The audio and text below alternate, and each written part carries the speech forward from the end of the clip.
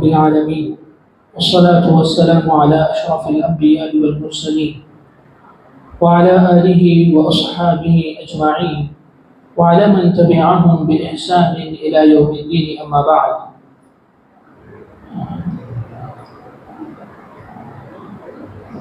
حاضرین گرامی قدر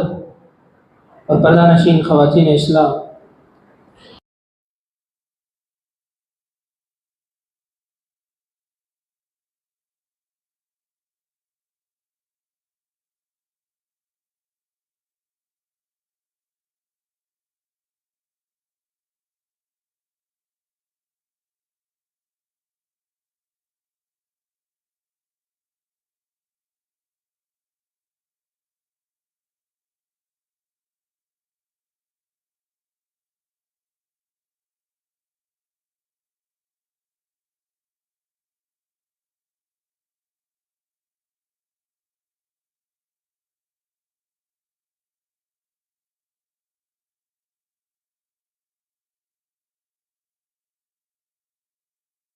زمین کی تخلیق سے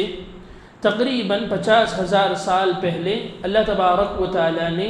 دنیا کی پوری تقدیر لکھ دی ہے، اور تقدیر پر ایمان رکھنا ہمارے اور آپ کے ایمان کا ایک حصہ ہے. اس لیے کہ جب پیارے نبی صلی اللہ علیہ وسلم سے ایمان کی تعریف پوچھی گئی کہ ایمان کس کو کہا جاتا ہے، اللہ کے نبی صلی اللہ علیہ وسلم نے اس سوال کا جواب دیتے ہوئے فرمایا ان تؤمن باللہ وملائکتہ ورسلہ وبالقدر خیرہ وشرہ، کہ ایمان کا معنی تو یہ ہے کہ آدمی اللہ کے اوپر ایمان لائے، اللہ کے فرشتوں کے اوپر ایمان لائے، اللہ تبارک و تعالیٰ کی کتابوں کے اوپر ایمان لائے، اللہ کے رسولوں کے اوپر ایمان لائے، والیوم الآخر،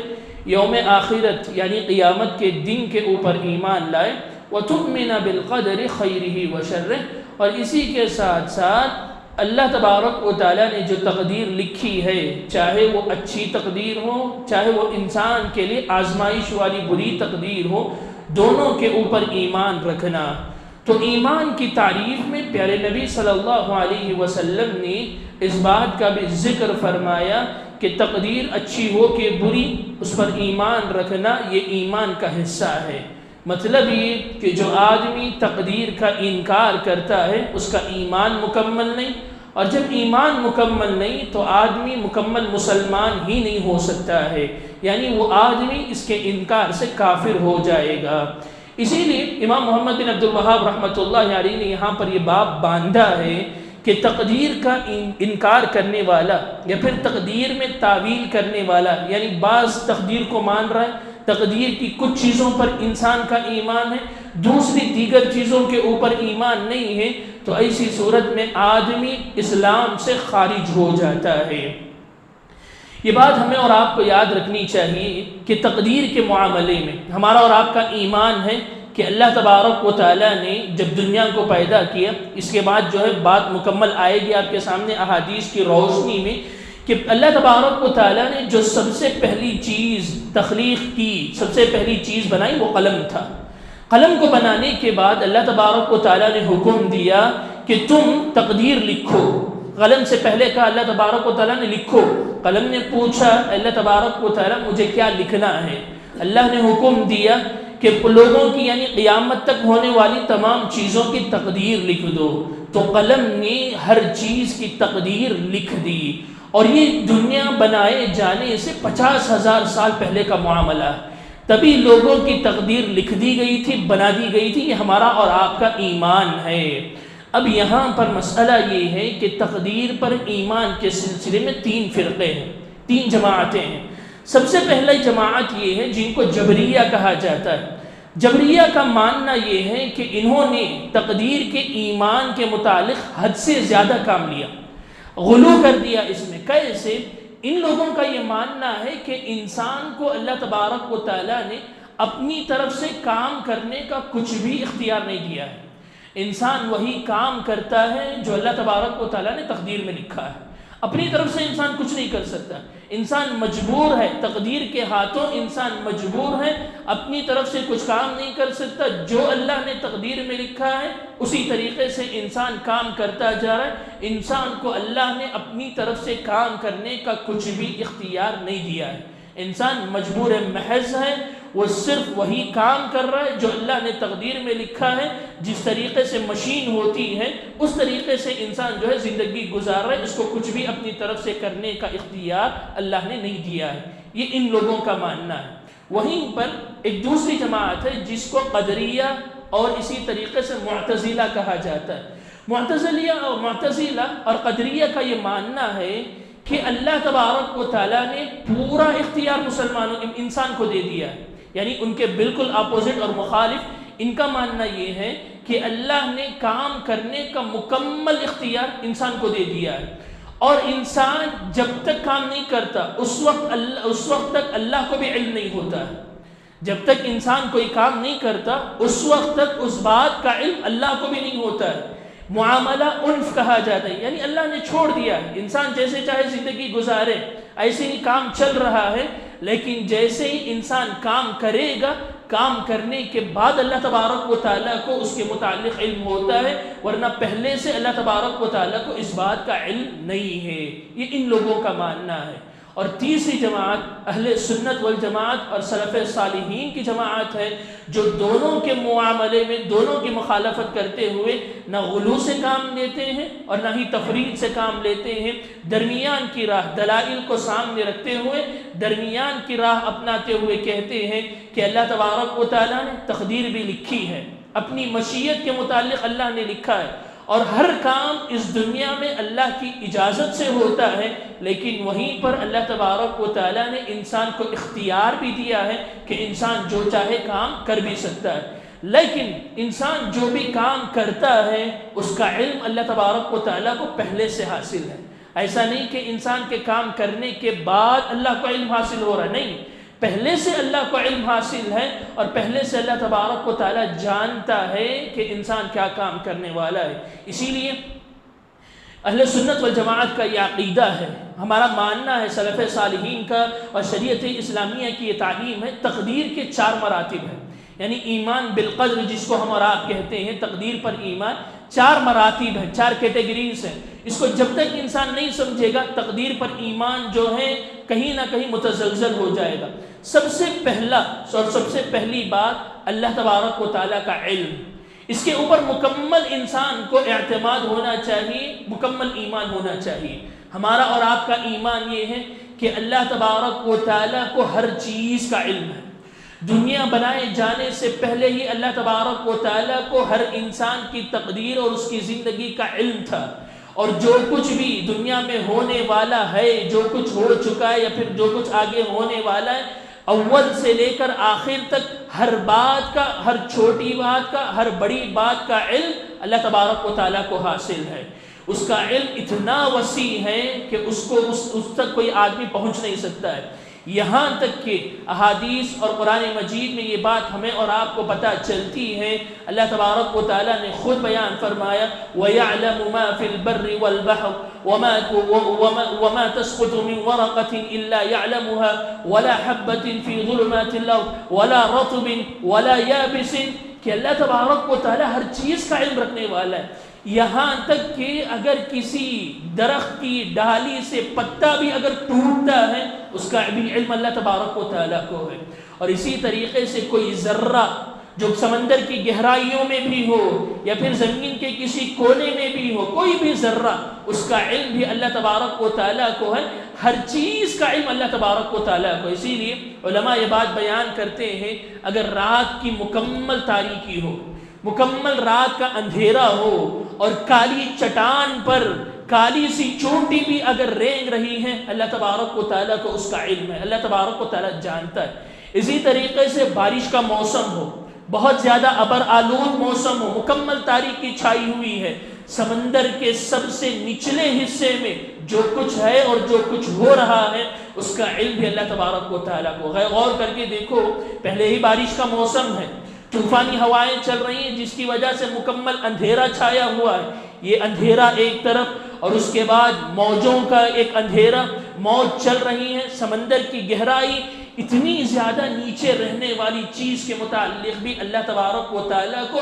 مکمل علم حاصل ہے، اور ہر چیز کو اللہ تبارک و تعالیٰ جانتا ہے۔ اور یہ پہلا مرحلہ ہے، یہ پہلا مرتبہ ہے توحید کو جاننے کا۔ اور دوسری کیٹیگری یہ ہے کہ اسی علم کی بنیاد پر اللہ تبارک و تعالیٰ نے تقدیریں لکھی ہیں۔ جو علم اللہ تبارک و تعالیٰ کے پاس ہے، جو کچھ اللہ تبارک و تعالیٰ انسان کے متعلق جانتا ہے، وہ تمام چیزیں اللہ تبارک و تعالیٰ نے تقدیر میں لکھ دی ہیں۔ تو علم کے مطابق اللہ تبارک و تعالیٰ نے لکھی، یہ کتابت ہے جس کو تقدیر کی کتابت کہا جاتا ہے۔ اور تیسرا مرحلہ ہے جس کو مشیت کہا جاتا ہے، یعنی اس بات پر ایمان رکھنا کہ دنیا میں کوئی بھی چیز اللہ تبارک و تعالیٰ کی مرضی کے مخالف یا پھر اللہ تبارک و تعالیٰ کی اجازت کے بغیر ہو ہی نہیں سکتی ہے۔ اگر پتا بھی درخت سے ٹوٹ رہا ہے، اللہ تبارک و تعالیٰ کی اجازت سے ٹوٹ رہا ہے۔ کوئی بھی ہم اور آپ بات کر رہے ہیں، میں بات کر رہا ہوں، آپ سن رہے ہیں، اس میں بھی اللہ تبارک و تعالیٰ کی اجازت شامل حال ہے۔ جو کچھ دنیا میں کام ہو رہا ہے، ہر بات کا علم، ہر چیز کے متعلق جب تک اللہ کی اجازت نہیں مل جاتی، اس وقت تک اس دنیا میں کوئی بھی کام نہیں ہو سکتا ہے۔ یہ تیسرا مرحلہ ہے۔ اور چوتھا مرحلہ اللہ تبارک و تعالیٰ کی تخلیق ہے کہ اسی علم کی وجہ سے، اسی کتابت کی وجہ سے اور اسی اجازت کی بنیاد پر ہمارا اور آپ کا ماننا ہے دنیا میں جو کوئی بھی چیز ہے، چاہے وہ مخلوقات ہوں، جاندار ہوں جن میں جان ہوتی ہے، یا پھر غیر جاندار ہو، ہر چیز کو پیدا کرنے والا، وجود میں لانے والا اللہ تبارک و تعالیٰ کی ذات ہے۔ یہ تمام چیزیں، یہ چار چیزیں جب تک سمجھ میں نہیں آئیں گی، ان پر ایمان نہیں ہوگا، اس وقت تک ہمارا اور آپ کا تقدیر کے اوپر ایمان بھی مکمل نہیں ہو سکتا ہے۔ مطلب یہ ہوا، ایک مثال کے ذریعے سے آپ کو سمجھاؤں، اللہ تبارک و تعالیٰ کو علم اتنا وسیع ہے، اللہ تبارک و تعالیٰ کو یہ بھی معلوم تھا، یہ بھی معلوم ہے کہ ہم اور آپ آج کے دن اس مسجد میں بیٹھ کر اس طرح تقریر کرنے والے ہیں اور آپ تقریر سننے والے ہیں۔ یہی بات اللہ تبارک و تعالیٰ نے ہماری اور آپ کی تقدیر میں لکھ دی ہے، اور یہی معاملہ اللہ تبارک و تعالیٰ کی اجازت سے مکمل ہو رہا ہے، اور یہ اللہ تبارک و تعالیٰ کی ہم اور آپ مخلوق بھی ہیں۔ تو اس سے معلوم ہوتا ہے کہ دنیا میں جو کچھ ہو رہا ہے، جو کچھ چل رہا ہے، یہ اللہ کے علم میں ہے، اللہ تبارک و تعالیٰ نے لکھ کر رکھا ہے، اور یہ تمام کی تمام چیزیں اللہ کی مشیت سے، اجازت سے ہی مکمل ہو رہی ہیں۔ اسی لیے کہا جاتا ہے القدر من قدرت اللہ، یہ اللہ تبارک و تعالیٰ نے جو تقدیر لکھی ہے نا، یہ اللہ تبارک و تعالیٰ کی قدرت پر دلالت کرتا ہے۔ سبحان اللہ، غور کر کے دیکھو کتنی بڑی قدرت اللہ کی ہوگی، اتنا علم اللہ کا۔ اسی علم کے مطابق اللہ تبارک و تعالیٰ نے تقدیر لکھی، اور وہ تقدیر بھی اللہ کی اجازت سے مکمل ہوتی ہے۔ یعنی جو اللہ نے تقدیر میں لکھا ہے نا، وہ ہونے کا جب وقت آتا ہے، اس وقت اللہ کی اجازت جب تک نہیں مل جاتی وہ ہوتا نہیں، اور جب اللہ کی اجازت ملتی ہے تو یہ تمام کام ہوتے ہیں۔ تو ان باتوں کا علم رکھنے سے ہمارا اور آپ کا تقدیر کے اوپر ایمان مکمل ہوتا ہے۔ اب یہاں مختصر طور پر میں آپ کے سامنے 3 حدیثیں جو ہے امام محمد بن عبد الوہاب رحمۃ اللہ علیہ نے رکھی ہیں، ان کا خلاصہ میں آپ کے سامنے بیان کر دیتا ہوں۔ سب سے پہلا ایک واقعہ ہے،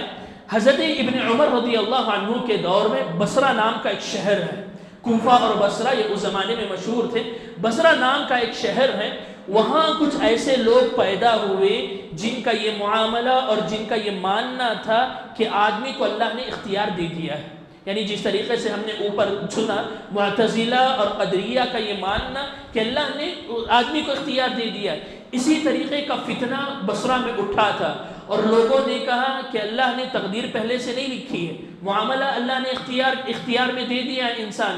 انسان کے کام کرنے کے بعد اللہ تبارک و تعالیٰ کو اس چیز کا علم حاصل ہوتا ہے۔ تو جب حضرت ابن عمر رضی اللہ عنہ سے اس فتنے کے متعلق سوال کیا گیا کہ معاملہ ایسے ہی ہے، تو حضرت عمر رضی اللہ عنہ نے ان کے اوپر کفر کا فتویٰ لگایا، یعنی یہ لوگ کافر ہیں، حقیقی معنوں میں مسلمان نہیں ہیں۔ اس کا فتویٰ لگاتے ہوئے انہوں نے یہ بات ذکر کی اور کہا والذی نفسی بیدہ، اس ذات کی قسم جس کے ہاتھ میں میری جان ہے، لا تقبل منهم النفقات وهو الكافر، یہ یعنی اس وقت تک ان کے صدقات قبول نہیں ہوں گے جب تک کہ یہ تقدیر پر مکمل ایمان نہیں رکھتے۔ احادیث میں روایتوں میں آتا ہے کہ حضرت ابن عمر رضی اللہ عنہ نے بیان فرمایا کہ واللہ لو انفق احدهم مثل احد ذهبا، کہ اگر ان میں سے کوئی آدمی احد پہاڑ کے برابر بھی سونا خرچ کر دیتا ہے تو تب بھی اللہ تبارک و تعالیٰ اس صدقے کو قبول نہیں کرے گا، کیونکہ ان کا ایمان ہی کمی کا شکار ہے، ان کا ایمان خود متزلزل ہے، مکمل نہیں ہوا ہے، اور اللہ تبارک و تعالیٰ کبھی کافر سے صدقات و خیرات کو قبول نہیں کرتا۔ پھر حضرت ابن عمر رضی اللہ عنہ نے اللہ کی نبی کی اس حدیث سے حوالہ لیا، کہا اللہ کے نبی نے ایمان کی تعریف کرتے ہوئے بیان فرمایا ان تؤمن باللہ وملائکتہ وکتبہ ورسلہ والیوم الآخر وبالقدر خیرہ وشرہ، کہ اللہ تبارک و تعالیٰ کے اوپر ایمان رکھنا، فرشتوں پر، کتابوں پر، رسولوں پر، یوم آخرت پر، اور اچھی اور بری تقدیر کے اوپر ایمان رکھنا، یہی ایمان ہے۔ اور جب ایمان کی ان ستونوں میں سے کوئی بھی ایک ستون بھی ہٹ جاتا ہے، آدمی کا ایمان مکمل نہیں رہتا۔ دوسری حدیث جو امام محمد بن عبد الوہاب رحمۃ اللہ علیہ نے روایت کی ہے یہاں پر، وہ ہے حضرت عبادہ بن صامت رضی اللہ عنہ کی حدیث، کہ انہوں نے اپنے بیٹے کو نصیحت کرتے ہوئے فرمایا، غور کر کے دیکھو کتنی پیاری نصیحت ہے، اور اس سے ایک تقدیر پر ایمان رکھنے والے آدمی کا یقین کیسے ہوتا ہے۔ حضرت عبادہ بن صامت رضی اللہ عنہ نے اپنے بیٹے کو نصیحت کرتے ہوئے کہا یا بنی، اے میرے بیٹے، انک لن تجد طعم الایمان حتى تعلم ان ما اصابك لم يكن ليخطئك وما اخطاك لم يكن ليصيبك۔ اے میرے بیٹے یہ بات یاد رکھو، کوئی بھی آدمی اس وقت تک ایمان کا مزہ نہیں چکھ سکتا، ایمان کی لذت کو حاصل نہیں کر سکتا جب تک کہ یہ بات نہ جان لے کہ جو مصیبت اس کو پہنچنے والی ہے وہ پہنچ کر رہے گی، اور جو مصیبت اس کے حق میں نہیں لکھی گئی ہے لوگ کتنا بھی کر لیں اس کو وہ پہنچے گی نہیں۔ تو مطلب یہ کہ حضرت عبادہ بن صامت رضی اللہ عنہ نے یہ بات بیان فرمائی، تقدیر میں اگر آزمائش لکھی ہے آ کر رہے گی آزمائش، پوری دنیا والے بھی اگر مل کر اس آزمائش کو روکنا چاہیں روک نہیں سکتے ہیں، اور اگر تقدیر میں آزمائش نہیں لکھی ہے، مصیبت نہیں لکھی ہے، پوری دنیا والے مل کر بھی نقصان پہنچانا چاہیں، مصیبت میں مبتلا کرنا چاہیں، نہیں ہو سکتا ہے۔ جب تک آدمی کا ایمان اس پر نہیں ہوگا تب تک حقیقی معنوں میں ایمان کی لذت آدمی کو محسوس نہیں ہوگی۔ پھر حضرت عبادہ بن صامت رضی اللہ عنہ نے کہا سمعت رسول اللہ صلی اللہ علیہ وسلم یقول، میں نے پیارے نبی صلی اللہ علیہ وسلم کو کہتے ہوئے سنا، ان اول ما خلق اللہ القلم، سب سے پہلے اللہ تبارک و تعالیٰ نے جس چیز کو پیدا کیا وہ قلم تھا، فقال له اکتب، پھر اللہ تبارک و تعالیٰ نے اس سے کہا کہ لکھ، فقال قلم نے کہا ربی وماذا اکتب، اے میرے رب میں کیا لکھوں، قال اکتب مقادیر کل شیء حتی تقوم الساعہ، کہ قیامت تک ہونے والی ہر چیز کی تقدیر لکھ دو۔ تو گویا تقدیر جو ہے پہلے ہی لکھی جا چکی ہے۔ اس کے بعد پھر حضرت عبادہ بن صامت رضی اللہ عنہ نے کہا یا بنی سمعت رسول اللہ صلی اللہ علیہ وسلم یقول، اے میرے بیٹے میں نے یہ بات بھی پیارے نبی صلی اللہ علیہ وسلم سے سنی، من مات علی غیر ھذا فلیس منی، جس آدمی کا ایمان اس بات پر نہیں ہے اور اس پر ایمان رکھے بغیر، یعنی تقدیر کی اس بات پر ایمان رکھے بغیر آدمی کا انتقال ہو جاتا ہے، فلیس منی، وہ ہم میں سے نہیں ہے۔ امام احمد رحمہ اللہ کی روایت میں کچھ اس طریقے کے الفاظ ہیں، ان اول ما خلق اللہ تعالی القلم فقال له اکتب فجرى في تلك الساعة بما هو كائن الى يوم القیامہ، کہ اللہ تبارک و تعالیٰ نے سب سے پہلے قلم کو پیدا کیا اور اسے لکھنے کا حکم دیا، تو قلم نے جو کچھ قیامت تک ہونے والا ہے اس کو لکھ دیا۔ ابن وہب کی روایت میں اللہ کے نبی صلی اللہ علیہ وسلم نے فرمایا فمن لم يكمل بالقدر خیرہ وشرہ احرقہ اللہ بالنار، جو آدمی اچھی اور بری تقدیر کے اوپر ایمان نہیں رکھتا اللہ تبارک و تعالیٰ اس کو آگ میں جھونک دے گا، آگ میں ڈال دے گا۔ مطلب یہ ہے کہ اللہ تبارک و تعالیٰ نے اس کے لیے عذابات تیار کر کے رکھے ہیں۔ تو اس سے ہمیں اور آپ کو یہ بات یہ بھی پتہ چلی